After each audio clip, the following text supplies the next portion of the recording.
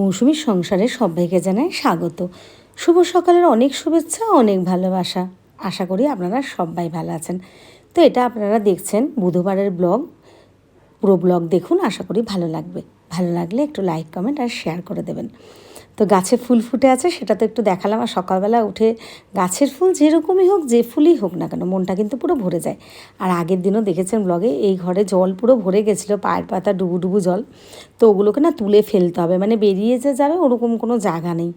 তো ওই জন্য ওগুলোকে সব তুলে তুলে ফেলেছি। হ্যাঁ, ঋষিও একটু হেল্প করে দিয়েছে।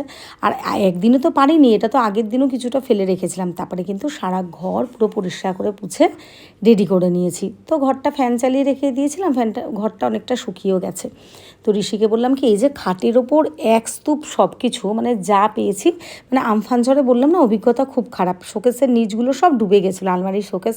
তো ওই জন্য না এবার ওইগুলো বের করে সব এই খাটের মধ্যে রেখে দিয়েছিলাম। আমরা তো ওই ঘরে শুয়েছিলাম, তো ওই জন্য অসুবিধা হয়নি। তো দেখেছেন ঋষি পুরো খাটটা গুছিয়ে দেখাচ্ছে যে দেখো কেমন হয়েছে, পুরো পরিষ্কার হয়ে গেছে।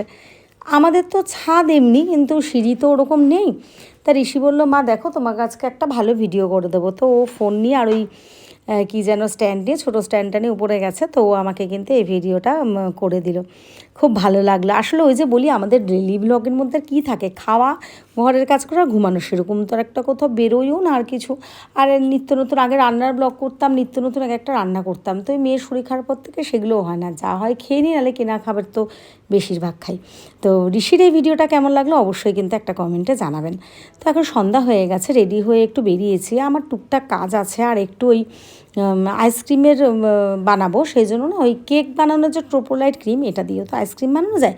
তো আমি একটা ওরিওর আইসক্রিম বানিয়েছিলাম, রিলও দিয়েছিলাম। তো অনেকেই দেখেছিলেন, লাইক কমেন্ট করেছিলেন, অনেকেই হয়তো দেখেননি। তো আমার ভাইয়ের মেয়ে না আবদার করেছে, আমার 10,000 ফলোয়ার্স পূর্ণ হয়েছে বলে ওই আইসক্রিমটা ও খাবে। তাই জন্য দুটো ট্রোপোলাইট এনে নিলাম। তো ওটাকে আগে ফ্রিজে রেখে দিলাম। তো এই ফ্রিজ নিয়েও কিন্তু একটা অনেক ঘটনা, পুরনো ভিডিওতে আছে, রিলস আছে, জানি না আপনারা কারা কারা দেখেছেন না কারা দেখেননি। তো এই যে আসার সময় ওই আহারের থেকে আবার ভুল বলে ফেললাম, মানে যেহেতু আমি বিরিয়ানিটা আহার থেকে খাই, ওই জন্য আহারের মুখটাই আসে নামটা। এটা আবার খাবো আমাদের নবব্যারাকপুর থেকে কিন্তু চিকেন চাপটা এনেছি, আর একটু রুমাল রুটি নিয়ে এসেছি। তবে হ্যাঁ, আমি আবার খাবার বিরিয়ানি খেয়েছিলাম, কিন্তু যেহেতু আমি আহারের বিরিয়ানিটা ভালো খাই, আমরা সেটাই খাই। কিন্তু ফার্স্ট টাইম খেলাম, ভীষণ ভালো খেয়েছি।